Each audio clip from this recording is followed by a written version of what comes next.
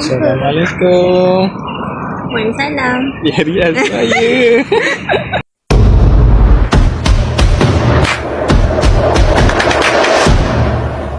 Hari ni makan apa? Tak ada kat sini Hari ni makan apa? Ha? King Grill. King of Grill. King of Grill. Jom kita pergi makan. Sini okey. Sini okey. Apa menu yang nak makan tu? Tak tahu. Tak. Kita tengok. Tengok menu best je. Semua sensasi. Jom.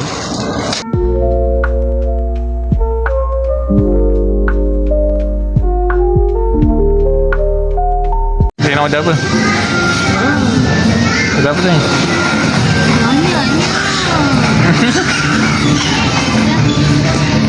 Makan. Spaghetti. Pastilah kita akan merasakan grill. Chicken grill.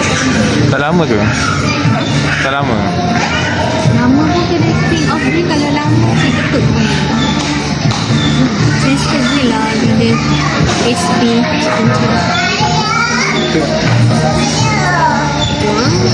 Ada cheese lah. Dia dah pening. Dia tunggu sayang lah. Biar audit. Kan ada dua. Biar okey je apa yang sayang nak. Ni tengok tu.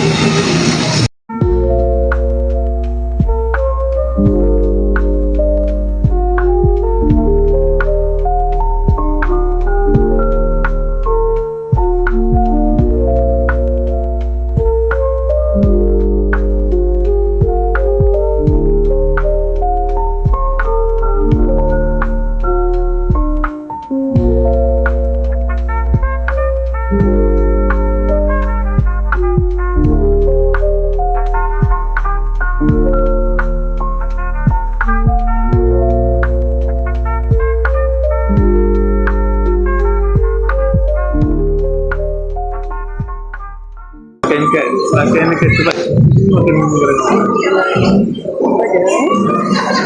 makan apa namanya? Air apple ais.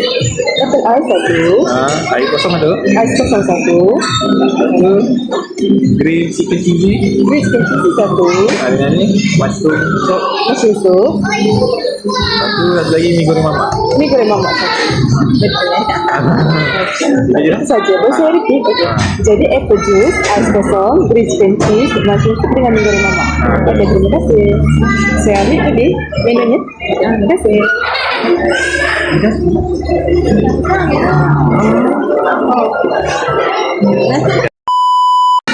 Ini apa? Ini apa? Mushroom? Mushroom soup and garlic. Garlic. Cuma makan. No, macam kopi. Kopi? Makan cepat. Sedap.